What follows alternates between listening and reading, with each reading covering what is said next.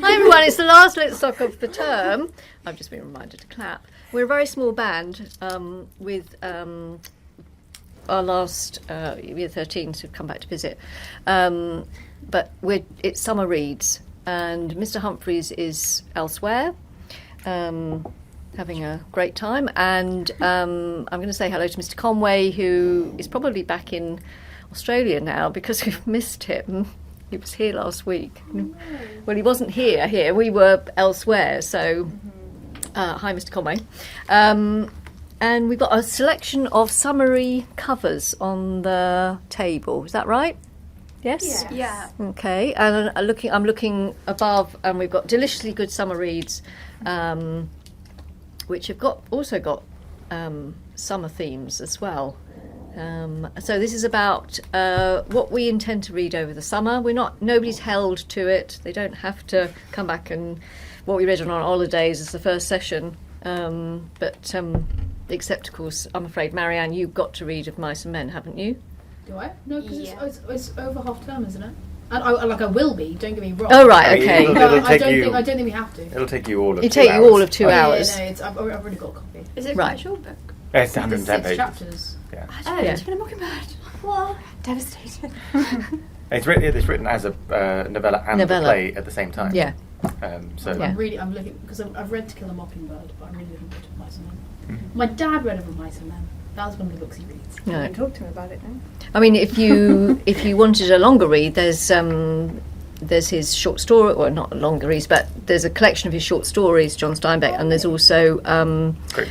the Grapes of Wrath, which is Oh, I want to read that. that would be a very good idea, actually. I feel like I didn't read Grapes of Wrath until much later, and it's a much more political book. Really? So much of it is about the bosses of these farms exploiting these poor huddled masses, whereas A Mice and Men is much more it's much smaller. There's only a handful of characters. It's much more intimate.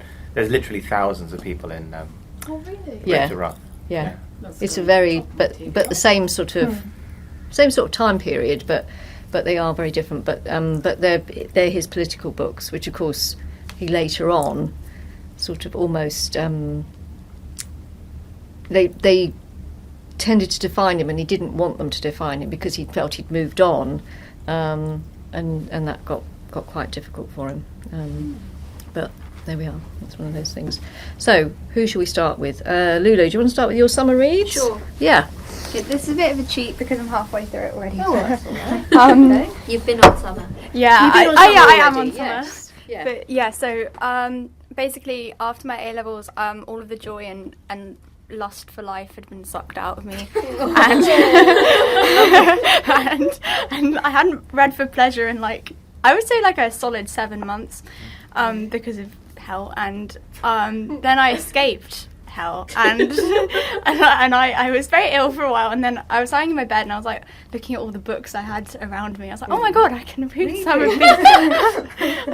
and I picked up it and I went, what is this feeling? And then I landed on Good Omens, because if you guys are cultured, you will know that the second season of Good Omens is coming out in a month. And I'm so excited. It was so soon. Yeah. Wow. Have you seen the trailer?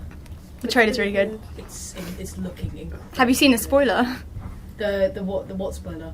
Don't spoil it. No, I haven't. No, I'm not going to say. Anyway, Is it the spoiler? I think. yeah, I think it is. Yeah. Okay. Anyway, it doesn't matter. Is it the spoiler in that one video? Yeah, it is. Yeah. Anyway. So has Gaiman been the showrunner again? Yeah. Oh, well, that's all right. He's really involved, which is good because That's otherwise what you I don't need. think it would be as good. Because you'd think when you watch the end of it, especially as it's only one book, you'd think, I don't really see where this could go, because the book's literally about the end of the world.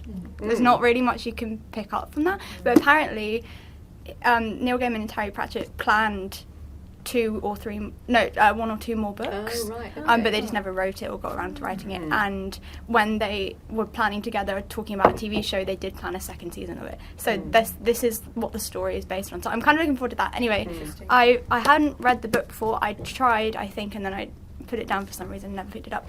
But I am about halfway through it now, and I love it so much, and it's so good. And it's interesting having read it after seeing the TV show, just because I don't. Well, it's interesting because I don't necessarily picture David Tennant and Michael Sheen in my head when I'm reading. I'm picturing the characters, so it shows how strong the book is, I guess, and how strong the TV show is, that they're separate entities in my mind. But lots of the dialogue in it is exactly what's in the TV show, so it's really just interesting to see how close the adaptation is. And I just love the TV show so much, and the book has the same spirit and energy. And because I rewatched the TV show before I read this, and I just wanted more of it, and so this gave me more of it, because there's some stuff that got cut out and just like little side bits I loved.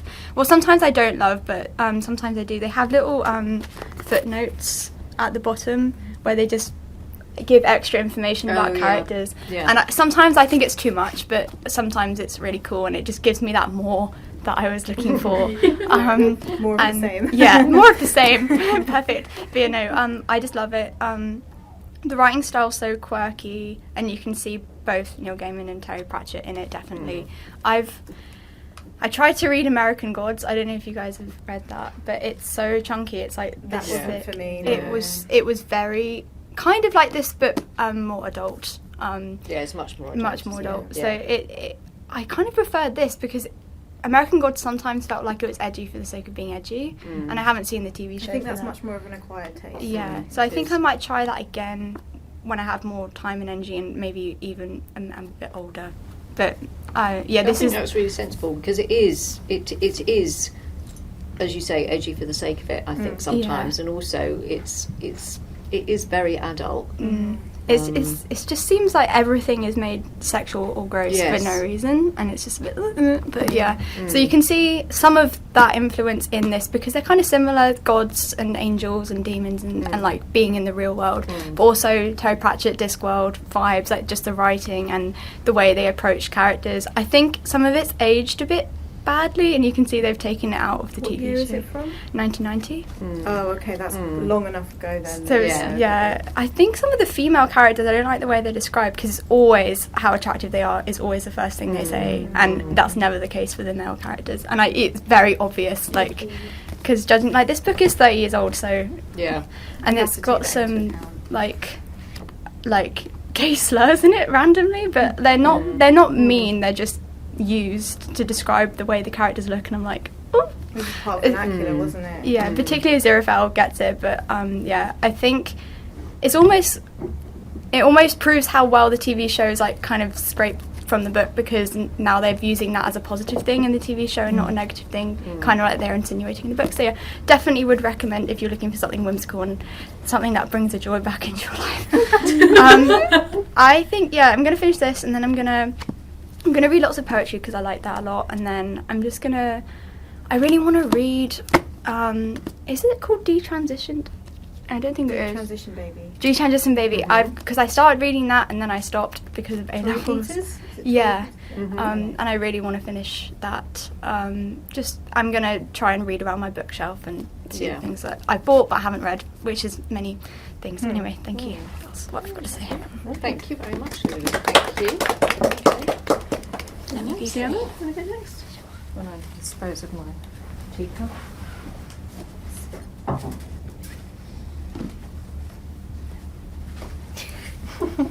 I don't want to spill my popping candy. That would not be good. So I haven't quite got back into the swing of reading after, A-levels. But I think I've had Lord of the Rings sitting on my shelf for about 3 years now. My sister bought it for me in like the first or second lockdown. I never actually got round to it. And I've only read The Hobbit because I studied it in year 6. But I kind of just know so much of it that I might as well read the books now. So I think I'm finally going to sit down and do that, which will be good. Well, that's quite a read. That'll take you the summer. Yeah. It's got a very developed film as well, exactly. It does. It does. Yeah, you got all the appendices as well. So. Oh, I read that fanfic that you. Oh, how was it? Yeah, and now Kiva's reading it as well, so it's going to be spread around. Oh dear. It's really, really good. Isn't it? Remind us what the fan fiction was. It was a Harry Potter rewrite with some added extra little bits, and it's really well written. It's like 500,000 words. Wait, is this all about the young dudes? 100,000? No. But You I know have all read the young that. dudes. I love that one so much. Not the best book, I have to say. Like it I don't really agree with how like some of the characters are portrayed, but it is an incredible read. It's written by. I only know of it. I haven't read it, but it's written by lots of different people, isn't it? No. Or is it just one we don't person? know. Well, it's like anonymous, I've so heard nobody rumours. knows. It's Miss King Bean. People 89. joke that it's Taylor Swift. Yeah, I've heard that. Taylor Swift, right? She is prolific. Yeah. So then, I mean, I like all the young dudes. I haven't read it, but I was in that fandom space when it was very popular. It's got like a whole separate fandom. It does have a Yeah. whole fandom, which I've like seen mini in fandom. passing, Yeah. So funny. which it's a quite whole good. different world, isn't it? It is. But major fanfics like that have their own little fandom are always so fun. Like Yeah. it's like 188 chapters. It's 3 books in one. Yeah, it's really long. It's so meta. Yeah. Do you know what I mean? That, like, yeah, it's so funny to me. If you take it as its own thing, like the Marauder's story, but not relating it to canon as much, then I think it's a really good, like pretty well written. But I mean, it's like really good. Like it's a book that I would pick up and go, wow, that's a good book. It's like with fanfic, you can sometimes get some pretty dodgy stuff. Like some of the writing, people don't know how to use grammar, let alone verbs. So it's kind of you can get some really dodgy stuff. There's no but proof. it's- Try the Jane Austen There's no My proof goodness. depends what site you're on as well. Yeah. What There is a hierarchy. There is a hierarchy, and also an age pipeline kind of thing. Yeah. Start off With Wattpad, go to fanfic.net, then I never AO3. went to fanfic.net. I think I went on I it did. once. Not many people, because fanfic.net is quite an old one. It's older. Don't be mean, Marianne. It doesn't mean it's not. I don't think It doesn't mean to say it's not valid. It is. It No, depends no, I'm not it saying depends it's what not valid. fandom you're in. Yeah. Because AO3 is especially like, obviously in lockdown and everything. There's the boom of people talking about it online, fan culture, fan works, like everything's being shared. All the young dudes. I saw all of that on TikTok. But on AO3, it's more like the more current fandoms are very popular. Like My Hero, the fandom is quite big recently. Massive. But it's huge, but it's quite recent. Like Harry Potter, obviously, it's quite old. It existed before. It was before fanfic.net. On fanfic.net, I've seen some fics posted in 2002, 2004. And that's before I was born. But the thing was, there was a lot of fanfic deleted. Yeah. There was a lot of The purges. yeah. Is that what it's It was called? literally there was like Yeah, the fanfic purges like, in the mid 2010s. Is it just, what, do you know why? Is it just because like the content was Censoring. because it's mainly That's gay. why AO3 exists as a archive. It's For like our own. archive of our own. It's for all transformative works to be archived. That's why it's not got like ads like Wattpad fanfic.net does. It exists as an archive itself.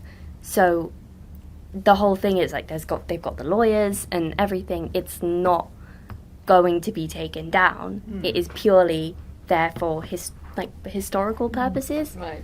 Because so much of fanfic's been lost. I guess if people have written whole books essentially. Yeah. Then it gets lost. Like people were like in the middle of reading them and they're just deleted from the Yeah. internet. It's like that's why they have the orphaning function. So then if you don't want to be associated with it, you can just orphan it and it will be there for people to read, but it won't be associated with your specific account.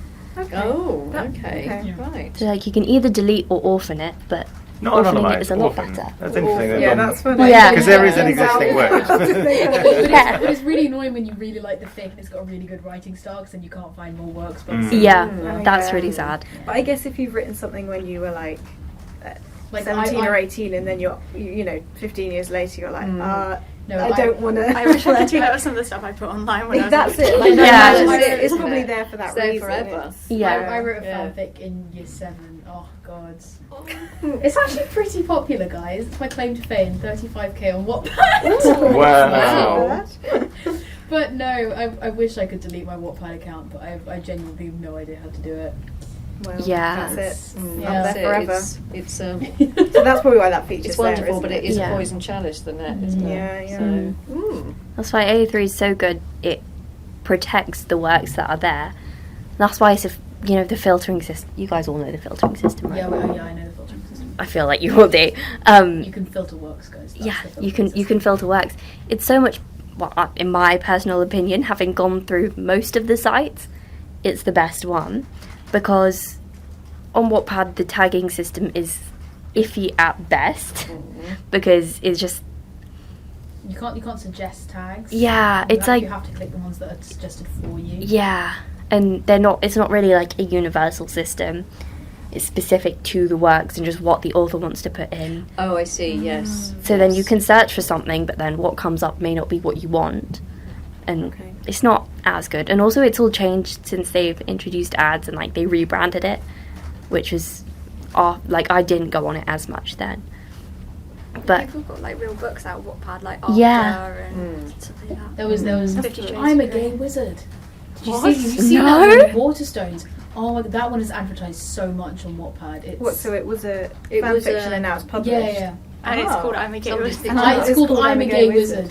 Oh. It's Okay. Is it YA or huh? is Is it YA? Yeah. Well, I mean, it's not going to be anything but YA, I don't think. True. With the name I'm a Gay Wizard. Yeah, like, that's, it's- Yeah. It's fair not going to enough. be a book of love poetry, right? Could be. Well, it could be. it could be. Well, About gay that's wizards. really interesting. Yeah, gay wizards Gosh, can have yeah. gay lovers too. Yeah. The right poetry. No, but Yeah. there are some proper published works from. I mean, like with all the young dudes, lots of people have but like people learned bookbinding to specifically print out their favourite fics Yeah. and then make them into books, which I want to do. I want to try to learn how to do that this summer. They run I'm sure courses there's at courses. the British Library. Oh, really? Yeah, you just have to keep an eye. Ooh. Yeah, yeah. Yeah, they're pretty cool. So, I will keep an eye on that. And you're not invited. Fan fiction is confusing AI, which is really interesting. Oh yeah, it's a So, bit yeah. Is anyone? This is like a primary school book. It's the London Eye Mystery. Yeah. So did that in drama. So I've just done it. I've just Oh, yeah. done adapting it with year sevens in drama, and it went on a bit long. But it was really interesting because I read the beginning of it. Just sort of, I found out I was teaching it like moments before I was then actually teaching it, and so I hadn't had time to kind of read ahead. And so I just thought, like, okay, well, I'll read the first chapter, and then I'll quickly just ask ChatGPT, just summarize the rest of the plot for me, just so I have it in my head. Taught my first lesson fine, and I thought, I know where this is going. The whole second half of the plot seems really disappointing. And then over the weekend I read it, and I was like, this is much better than what I was promised. And the only thing I could work out is I then asked ChatGPT, like, actually, could you just tell me the synopsis, the plot again? And it told me a completely different plot. So it gets the first couple of chapters right, and then it would get it wrong. And then it would get then I say, could you just do it again? And each time it gave me something different. And the only thing I could work out is, I wasn't saying make it up for me. I was asking, what is this synopsis? This is the book. And I would say, I would give it prompts and say, no, you got that bit wrong. This is what happens. And it says, oh yes, of course, this is what happens. And then this goes on to happen. And we get it wrong again. And the only thing I can work out is it's been taught so much in primary schools that there are enough children who've written their own ending. That what it's doing is it's scouring the internet. It's not a well-known enough book. There's not that much written about it online. And so what it is finding is a lot of fan fiction, where there's clearly a lot of teachers where they've said, okay, well, the mystery's been set up, he goes into the London Eye, he goes around, he doesn't come off, you write your own ending, and it must just be reading and finding thousands of alternate endings. That Yeah. And there's a Interesting. sequel as well. Is that? Is there? Yeah, Robin Stevens wrote Yeah. the sequel. Or is The like author died, Neve- right? yeah, Siobhan Dowd Siobhan- died Siobhan and Dowd. Robin Yeah. Stevens continued it. It's called The Guggenheim. That's it, yeah. Oh, The wow. Guggenheim mystery. Is it just like another He goes separate to New mystery? York and Okay, so solves it's the like mystery. Home Alone 2. Yeah. Okay. It's quite fun. The Guggenheim is a good shout for a sequel because it's there's Yeah, no 'cause it's there's no it's stairs a to spiral all the way up. Yeah. So yeah, you can. Yeah. Yeah. similar to a lighthouse. Is it any good, the sequel? Sorry. Is the sequel any good? I read it. I mean, I love Robin Stevens, so I think I might have been biased when I read it, but I loved it. So, but I'll have to read it again to give you a proper assessment. I really like her as a writer. I think she's great. She with the lady most Murder Most Death. Don't slander Robin Stevens. Sorry. Actually, I wasn't talking about Robin Stevens, who is very good, but Siobhan O'Dowd. Yeah. She wrote a book called Ransom of Dond, which is really good. No, I remember having to do the London Eye in year 7, and we were all in lockdown, so it was really bad. How did you do drama in lockdown? So basically, we had to perform. Like at one point, we had to make our own. Oh, what's the word? Monologue? Our own. No, we had to make our own soundscapes. Oh. Because at one point we were doing, what's the name? The gothic one that we do. The black. Woman in Black. Woman in Black. There we go. We had to make our own soundscapes for that, and we had to act out. So I was like in the camera, like, you shouldn't go to the manor. Whatever do you mean? It was with like one beard on one half of my face. It was drama in year 7. Lockdown was amazing. I can't believe you did Women in Black in year 7.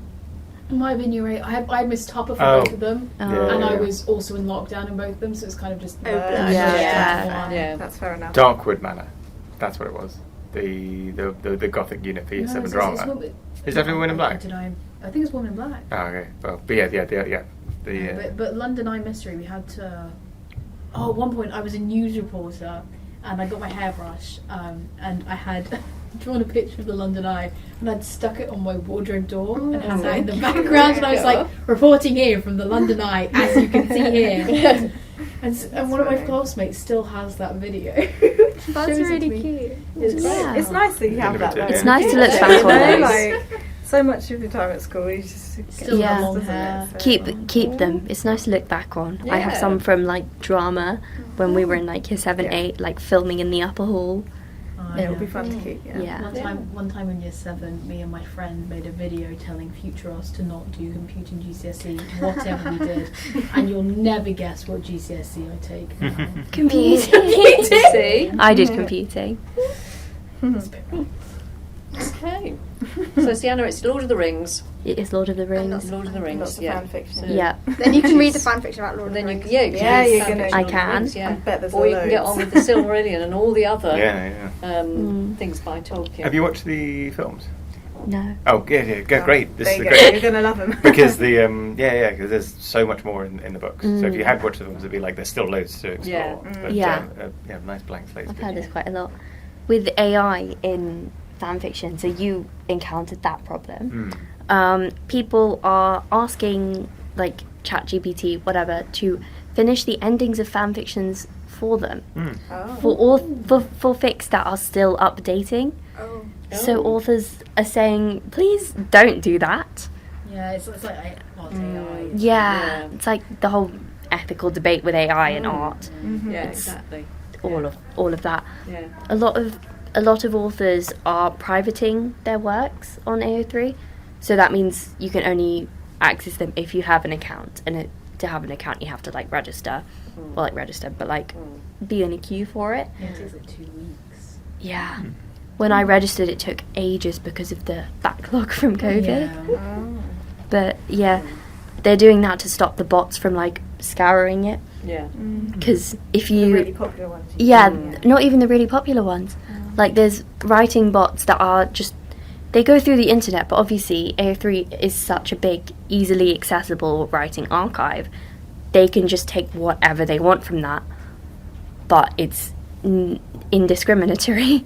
So then it's literally whatever the bots find, they just pick from it.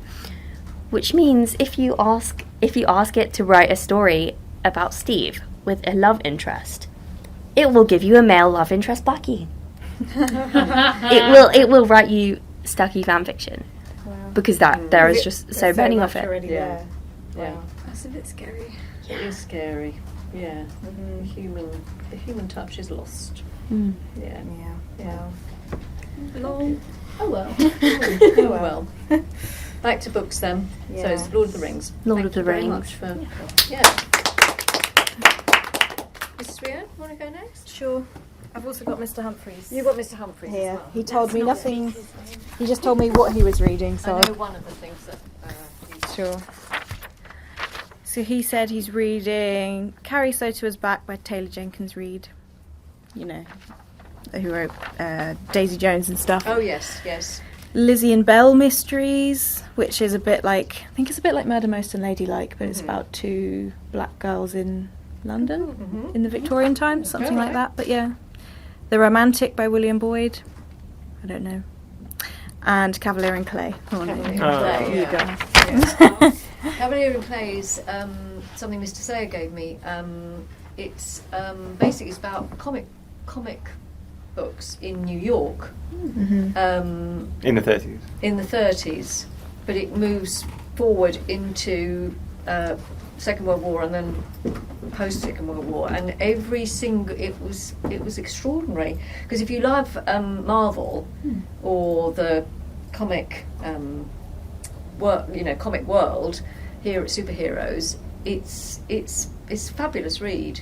I would never probably have picked it up, but Mr. Say gave it to me, and I really enjoyed it, because it's just such a all sorts of things come into it. So, for example, it starts in Czechoslovakia, and it the Jewish community and the golem, which is something I know about, which is a figure that the Jewish community that was in the Discovery of Witches. Yes, the figure that they create, magical figure that they create to protect them, and the story arc is fabulous, and the characters are amazing, and the sort of roller coaster ride you go on with them is really good. So it's picaresque. It's very very of interest. Yeah. But when a friend recommended it to me, it was almost like this book's been made for me, because I'd recently gone. This is now going back years, but I'd gone down this kind of rabbit hole of learning about. I'd read a lot of non-fiction about like the founding of DC Comics and all these original sort of writers, and it's things like the I've forgotten their names now, but the pair of guys who developed Superman in the 1930s. Stan Lee? No, it's not Stan it was Lee. somebody I've else. forgotten their name. Stan Lee was alive in the 1930s. A bit later. But they were two sort of Jewish second-generation immigrants, and if you look at the character of Superman, how he's written, essentially he's a foreigner. He's someone from a foreign world, where all the Kryptonian names are quite sort of Hebraic. They're called Kal-El and Jor-El and names like that, and he's basically this character who's kind of not fully understood, doesn't really fit in, but is there to do good. And it's an immigrant story, and that's what Superman is at its heart. It's an immigrant story, a really positive immigrant story, and so I got really obsessed with that. But one of them was a good writer, and the other one was into bodybuilding very, very early on when no one was, and that's where this idea for why don't we create a Superman, like a man where he's great in all ways. He's got strong virtues, strong values, and physically is strong as well. So anyway, and then along comes. The Adventures of Cavalier and Clay, and it's a very, very similar setup. So everything's fictionalized, but it borrows very, very heavily from. Yeah, it does. Yeah, it's all based in reality. It's really good. That's what Mr. Humphreys has got. There you go. What's the name of Cavalier? Cavalier and Clay. You guys keep recommending me too many good books. That's no bad it's great, thing. isn't it, when you get a book that you wouldn't normally read. So, It's always really interesting too. Yeah. Well, it's like when you gave me Hurdy-Gurdy. I don't normally read comedy, historical fiction, and it was absolutely up my street. That's meant to be good. I mean, the setup of it sounds ridiculous, but it's brilliant. It's also a book that's the right length. Yeah. It was just like 230 pages. Did not need to be longer. Did it exactly right. And the setup of it is a young monk in 1349. His whole monastery is wiped out by the plague. He gets a case of it. He recovers, but he then decides, I've been a monk since I was very young. I'm going to go out into the world and have some adventures. Picaresque, to say the least. And he goes out and has adventures, but also carries the plague from town to town with him. Yes, it's been a while. very dark. Sounds, funny. So I must have read it probably. I think it was written as a consequence of lockdown. Was it? It's Ah, very that recent. sounds Yeah. about makes sense from Yeah. what you're saying. Kind of. Certainly, yeah. When I gave it to you, I think I'd had it maybe a year. So probably, yeah. It's quite new, isn't it? Yeah. So what are you reading? Well, I printed out 2 that I have at home that I didn't bring with me, but I'm going to finally read The Appeal. I read her 2 other books, and I really like them, but I just haven't read this one yet for some reason. So I'm going on a poolside holiday, so I thought a murder mystery is perfect for that, because you want something to keep your your brain going and interesting. So I've heard good things about it, and I read The Alberton Angels not long ago. Have you read that one yet? No, what's the concept for it? Because I know the other one was audio mystery. It's kind of a mix of everything. Oh, okay. Yeah, and it's there was this cult in London in the 2000s called the Alberton Angels that believed they were the angels on Earth. And there's something happens, there's a big mystery surrounding them, murder mystery kind of thing. And then this woman, whose name I can't remember, she wants to write a book about them, and it's her book notes. Right. So it's all her notes in the research. But at the beginning of the book, it says, like, you've been given this book, this collection of notes. You have to investigate the case because the author's gone missing. So you go in knowing that she's been researching this thing that's always a bit weird and mysterious, and the book hasn't got written and her notes. So you go in from that point of view. Okay. So it's a bit of everything. I think The Appeal's the best one. Is it? Another one. It's interviews, isn't it? Yeah, it's like emails. Emails, okay. Yeah. The Angels one was kind of a mix of everything. It was voice recording, emails, WhatsApps. There was a few too many characters for me in that one. Yeah. And because everything was done in different forms, it did get a bit complicated. Whereas, if this one's all emails, it's like nice and simple, it's all in the same format. I mean, I really liked it, but I'm looking forward to reading that one. And the other one? I've also got 2 more. One is called The Lighthouse Witches. I don't know if you've yes. seen the cover for that, but I've had it for a while, been meaning to read it. I've got the back here, so I'll read it. Says, upon the cliffs of a remote Scottish island stands a lighthouse. Strange and terrible events have happened here. It started with a witch hunt, and now, centuries later, the islanders are vanishing. And a girl called Liv stays... Oh, no, her name is Liv Stay. Liv Stay and her children don't believe in witches or curses, but within months of arriving in this Scottish island, her daughter is the only child left. What happened and then to all the children? Well, we don't Well, know. we don't So know. this is a town where Pied lots of Piper. people in the past have gone missing. She moves in. It starts happening again. And then 20 years later, the sister turns up out of the blue. She's the same girl, same face, same smile, same age. And they have to work out what might be going on with the lighthouse. So it's kind of like a, witchy mystery, I guess. I don't know. okay. I'm intrigued. We'll see. It's got really good reviews. I like a bit of a... Lighthouses have got Lighthouse that sort mystery, Of, yeah. from Flannan Isle onward. Is it the Flannan Isle mystery? That's quite famous, isn't That's it? quite famous, but there's also the poem where because they based it on this theoretically real event where the lighthouse keepers disappeared. Yeah, do you know about that? Do you know Flannan about that? Isle. There's this island in where is it? The very top of Scotland, right? It's Skye. near Lewis. 'Cause Lewis, I've just yeah. read a modern mystery. And it's this teeny tiny island where the only thing on it is a lighthouse. And some lighthouse keepers from the 20s were there working. Someone went to deliver their food, and they were nowhere to be seen, and no one knows what's happened to them still. All their food was like laid out on the table, and That's creepy.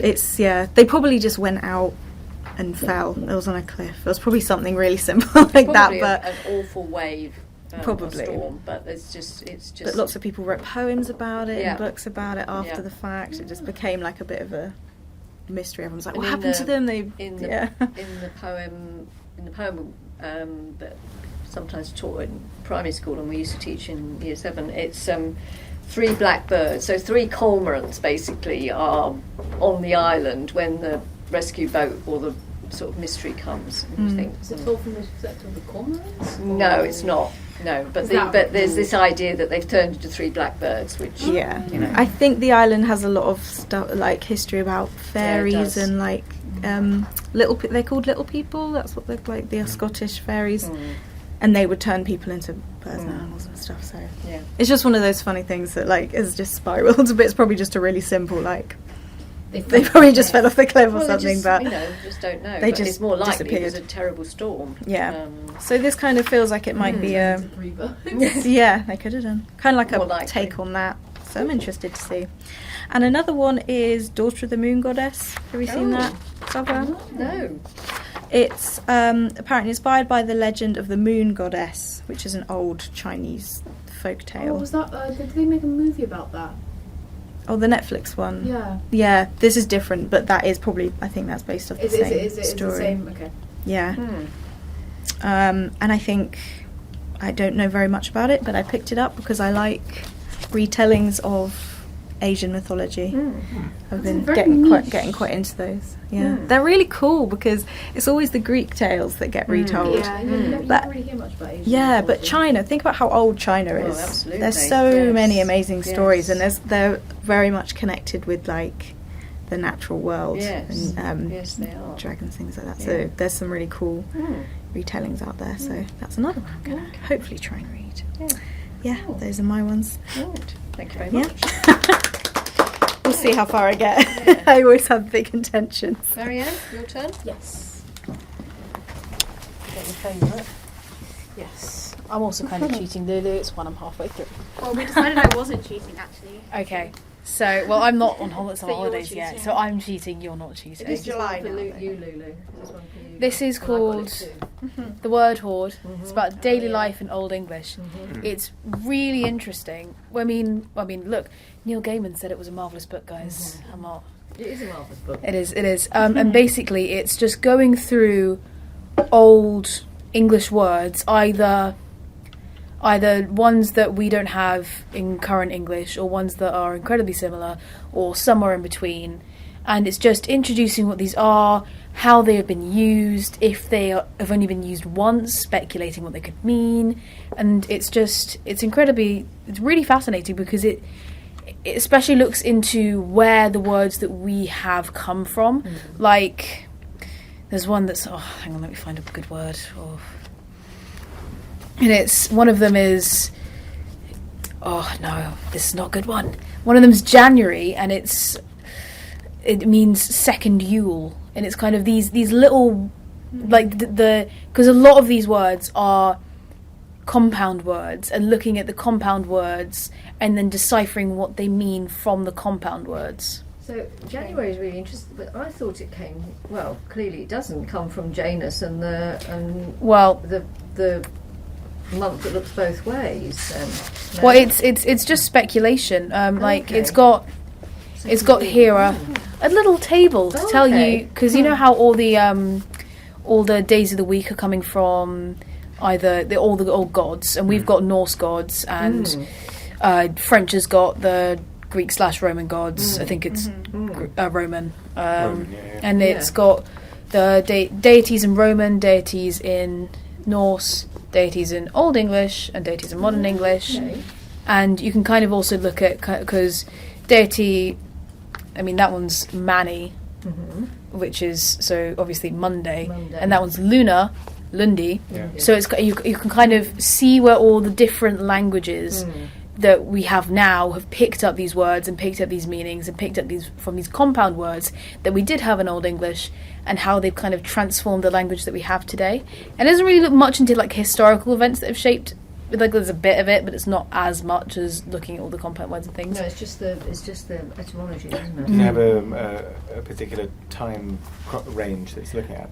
It's about, well, because it's Old English, so it's like 9th century to 11th century, and then it starts to transition into Middle English, and then we've got like Shakespearean in the modern. Because Old English is there's many degrees of Old English, because you've got the arrival of you've got Old English before the Norse arrive, which is 900, but then you've also got Old English before the Jutes arrive, and then you've got mixtures of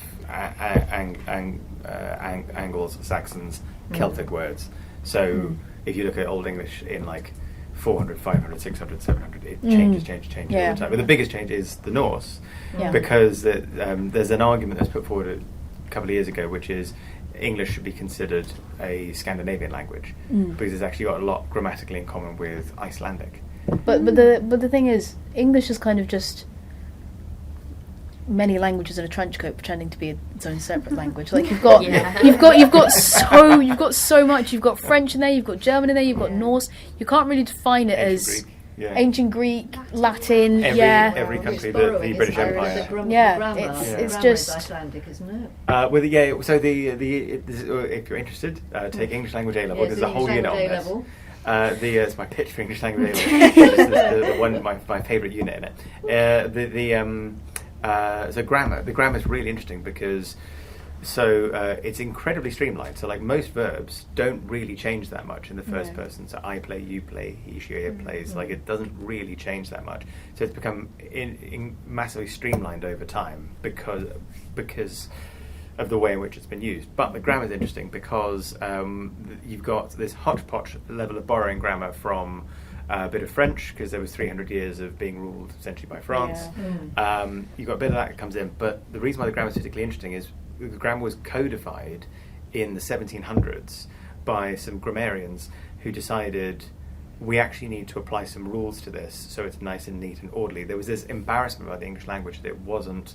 There's loads written about this in the 1700s. People were genuinely thinking like, we're such a great nation, but we speak this like really ugly language. We need rules so it's very official, that this is how you speak the language properly. And someone called, he was the Bishop Loth, wrote this introduction to grammar that was published initially in 1762. It was turned into a textbook in 1795, and that textbook was in print and in schools until the 1960s. And so that's where all these things like don't use a double negative, don't end a sentence on a preposition comes from.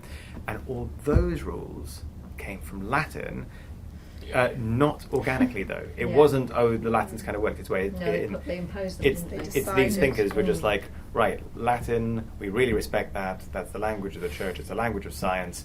We're going to take all of these Latin grammatical features, impose them on English, say that this is right. There's also an interesting one in terms of class as well, because it was a way to basically identify these people are educated, they use English this way, and therefore anyone else could be sort of, in terms of class, be sort of kept down because they didn't speak English properly.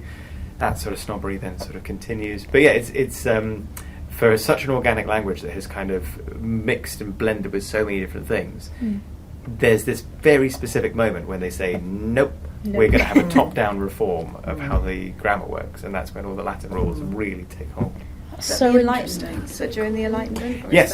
And because the Enlightenment also brought in things like the use of double negatives is wrong because they loved maths, so they thought, well, maths is very clever. Let's make sure that we have some mathematical rules in the language. So double negatives are out. But Shakespeare, Chaucer, they use a double negative to double down on how bad something is. That's because they use double negatives in Latin to double down on. But I think, it's just it's the Enlightenment factor of just like, right, maths is in, we're going to be really logical about this. Maths is in, guys, English out. It had such an effect on us, didn't it, that time period? Like, it's crazy when you look back. I mean, it's just to sort of carry on the Enlightenment. What's really fascinating is before the Enlightenment, which saw this like codification of the different sciences. Before that, when any monarch was in trouble, they consulted a theologian. It's like, right, I don't understand what's going on here. We can't explain this. It must be something to do with fate. Must be something to do with God. And then post-Enlightenment, it was, right, we've got all these different disciplines that are all developing. Let's start methodically working our way through and asking questions about what. Here's something we can't explain. Can we explain it with physics? Can we explain it with this? Can we explain it with that? In order to kind of work out the world. Yeah, it's really interesting. It is. I learned recently that was the Enlightenment time was when high heels became seen as something worn by women, because before they were worn by men. Because they were initially designed so men could hold on to the footstraps and horses. They were on the horses, but because they were seen as impractical, they became attached with women. Ooh. So then that's it's the same with pink and it blue. really changes once you get to about 7. It's it's the change with the. If you look at the French Revolution, basically, because the aristocrats are wearing, incredibly impractical things. And you've got all the beautiful. Everybody, was in elite London was wearing, high heels, powder, giant wigs, silks, 3-foot enormous wigs. And the French Revolution comes in, and it's all over. Because we're going to be egalitarian, and everybody goes into night dresses, high waists, and the men go into breeches. And then practical and is boots. associated with intelligent and enlightened, and then impractical.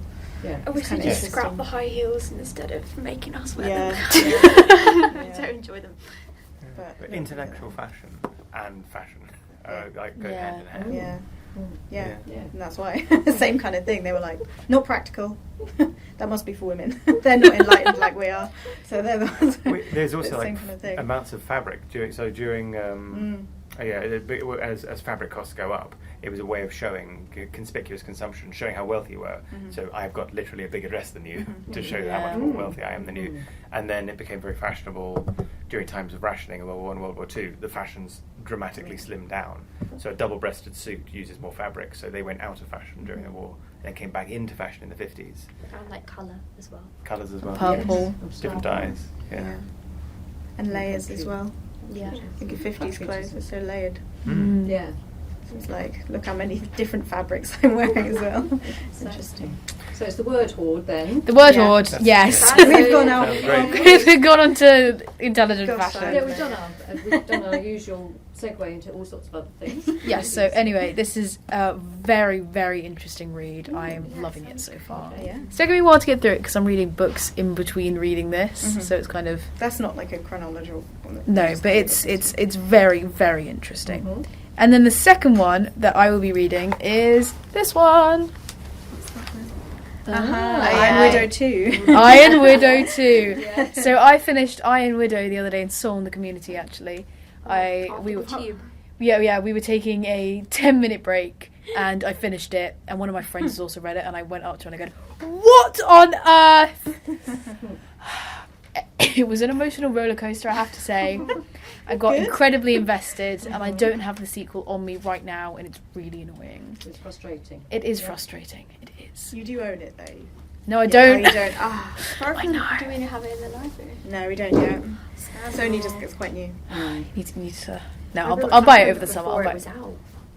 Yeah. Which I don't remember from any books, but I remember seeing it being promoted on TikTok by the author before Iron Widow was out, and thinking, oh, this is something to keep an eye on, and then I never read it. I want to read it now. Yeah, but it is incredible. You've got polyamorous relationships with actually good representation. You've got sci-fi.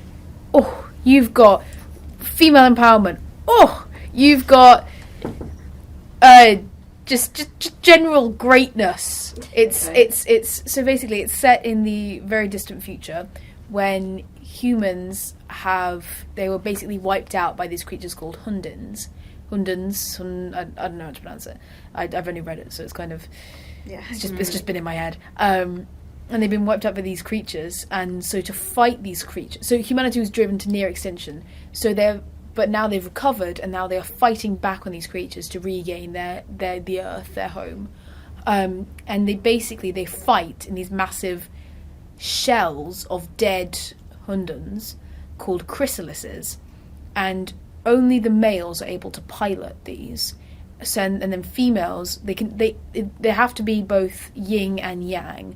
So going into the kind of Chinese mythology, so you have to be both yin and yang to pilot the thing. But the males always have a higher what's called chi, which is needed to pilot things. It's what powers the machine. So their chi overpowers the females. So the females almost nearly die every time. So they're called concubine pilots because they're also there for the men. And it's kind of, and then there's this girl comes along. What's her name? completely forgotten her name. Main character. The protagonist comes along, Yes.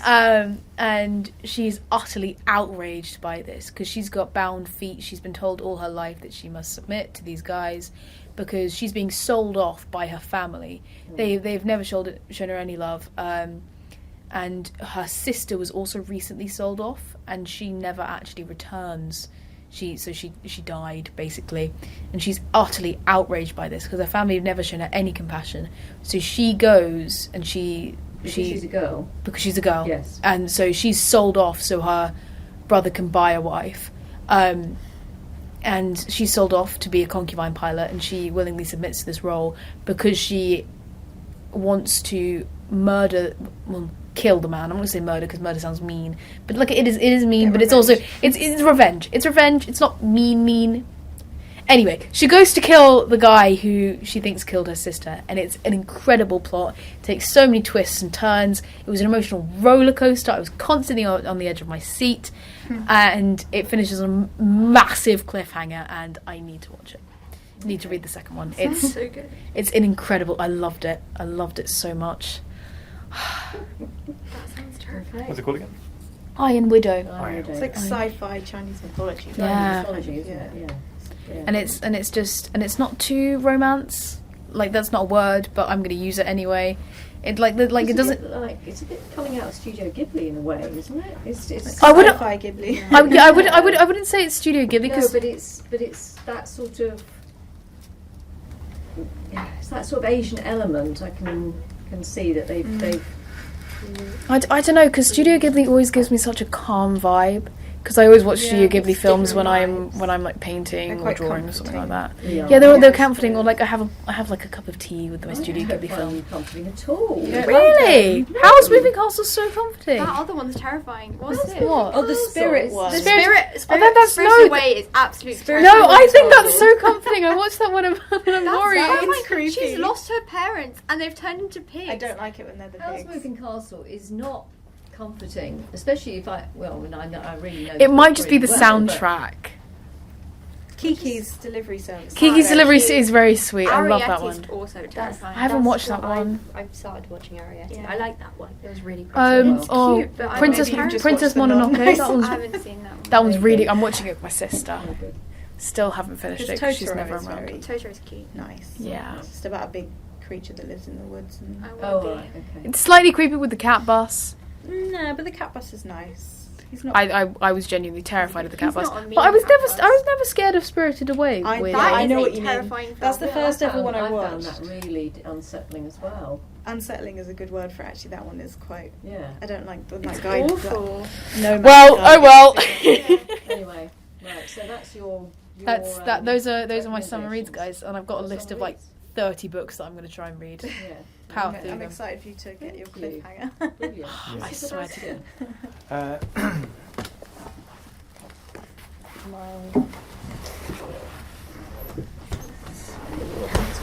So, just over the weekend, well, no, a couple of weeks ago, my wife and I went to go see a play at the National, which is called The Motive and the Cue. Yeah, so I didn't. Sorry, I that's didn't really get to see it you because didn't? now our babysitter was ill, and so only one of us could go. So she went with a friend, and she was just like, "Oh, it's really good." So she bought me the script. So I've read it. Okay. Present it to me. So that's one of my summer reads. Exactly the same You need to experience. see it. I know it's transferring to the West End, Yeah, so we're we'll go see it in like yeah. December or January. Mm. But yeah, so it tells the story of I'll get onto my summer read in a second, but my summer reads are inspired by this. It tells the story of a 1964 production of Hamlet in New York, which starred Richard Burton, who was a really big actor at the time, Amazing. and John Gielgud, who was about 60. He's considered to be one of the greatest Shakespearean actors of all time, turned director to direct this production. And it's a lovely rehearsal room play where it's all about, here are these two big egos, one with tremendous legacy, the other one with like Hollywood status. It's all a true story. A lot of people turn down, a lot of big celebrities turn down a lot of work in order to just take a small part in this play. So you've got this very, very magnetic, energetic cast who are being completely underutilized, and just these two big egos. One of them is a big drinker. All sorts of drama going on behind the scenes. But what it made me do was it made me sort of fall in love again with the rehearsal room, in terms of like it's a space where what I always liked about what I like about theatre and film is in a novel the author is in complete control, and it's wonderful when you're in the hands of a novelist who's shaping a whole world for you and you go on this incredible journey. But the thing I really like about theatre as a medium is you've got the playwright, then you've got the director, you've got everyone involved, the actors, everything, all the way down to the tone of how a line is said completely reshapes what that line means. So it's a much more collaborative ensemble sort of, well, not much more, it is a collaborative ensemble art form. And so much of this play, you get to see actors deliver bits of Hamlet, and then the director say, oh, I like that, but more of this and less of that, and give these really woolly notes, and then the actor has to try and scramble around emotionally to try and deliver this line differently. And it just really made me appreciate, even just reading it without seeing it, really made me appreciate what you can do with theatre. But it also made me think, I haven't actually read any Shakespeare not for teaching purposes since I was at university. And because that's just what you do as a teacher, is like, right, what am I teaching? So I get to know this really well, and my focus is on teaching it. How am I going to take this difficult early modern text, and how am I going to package it for students? And I just decided this summer I'm going to go back, and I'm just going to read Shakespeare plays just for me. So just go all the way back and just read them just for me. So I've already started on Hamlet because I've not read that. I've actually never studied Hamlet. I read it when I was in sixth form, and then I read it at university, but at no point did I actually study it or write any papers on it. So I've always enjoyed it. It's always been one of my favourites. I've got to know it really well, but now that I've kind of coming back to it I'm now older than Hamlet is. Yes. It's interesting coming back and looking at it. Marianne? Sorry, putting my hand up feels weird, but it's like, at the same time I don't know what else to do. But have you seen the guy who plays the hot priest in Fleabag? Andrew Scott. Andrew Scott as Hamlet. No, Yeah. I haven't seen him. It's incredible. It's first time I've actually like properly enjoyed watching Shakespeare. Oh yeah. Like don't get me wrong. I love watching and reading Shakespeare, and I love like analysing all of it.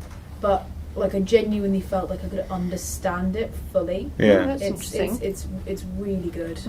Yeah, That's why I love Andrew Scott. So. He's great. Yeah. it's the fairly obvious kind of go-to, but for me, Patrick Stewart is like, anytime I hear him delivering Shakespeare, it's just it could just be a normal person talking. It's just that's what it's like for Andrew Scott. It's Yeah. just he puts a lot of emotion behind it. It's really interesting. He's really interested in the different. So John Gielgud, who's never on film because he did all of his main Shakespeare performing in the 20s and 30s, but there are recordings of him, and a lot of people say nobody's ever read Shakespeare better than him.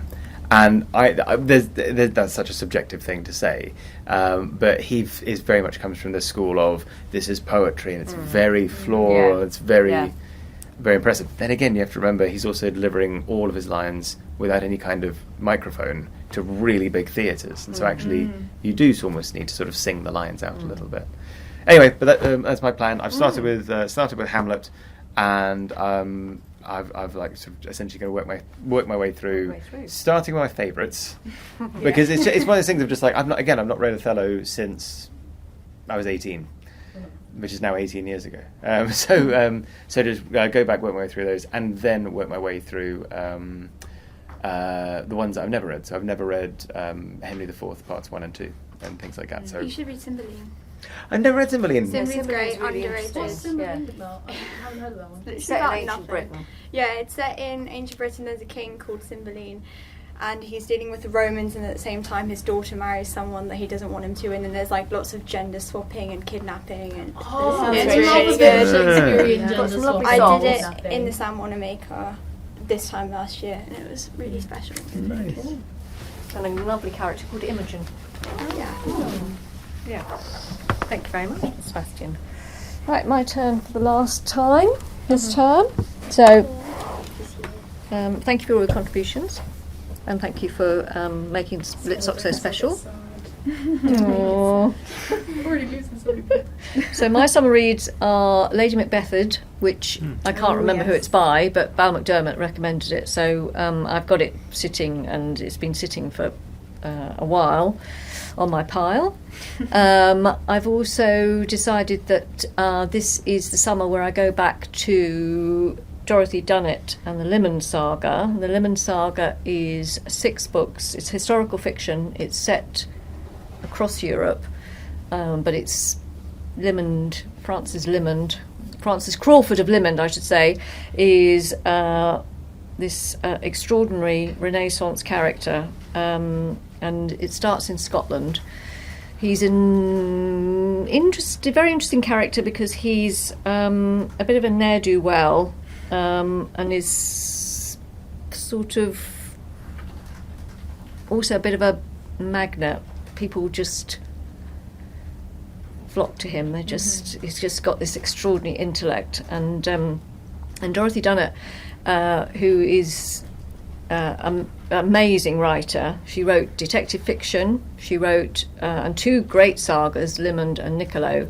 Niccolo is back in the 14th century, and Limond is basically the saga starts in, I'm trying to think,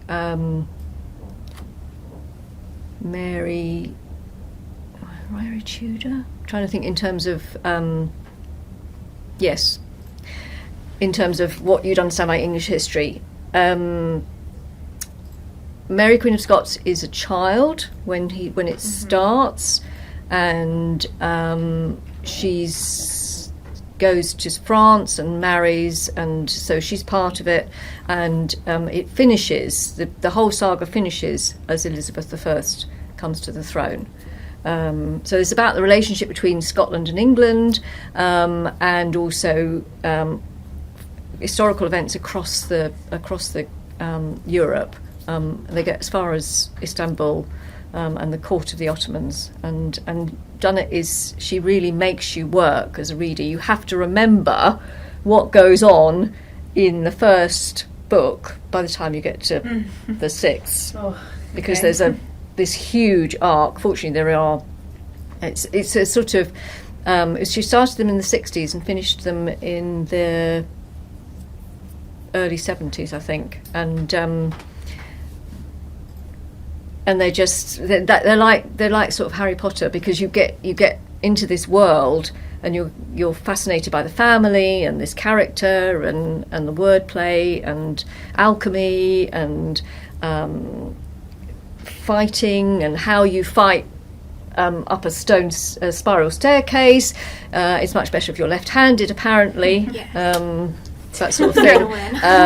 And so you get drawn in, and so it's going to be my Limond, which I haven't read all of them since 2016, so it's time again.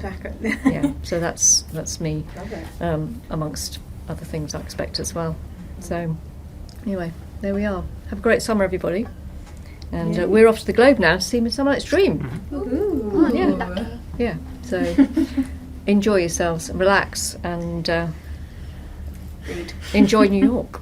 I will. Yeah. Wow. Yeah, absolutely. And whatever you're doing. Anyway, we'll say goodbye, and thanks for watching, and have a great summer. Bye. Bye. Bye.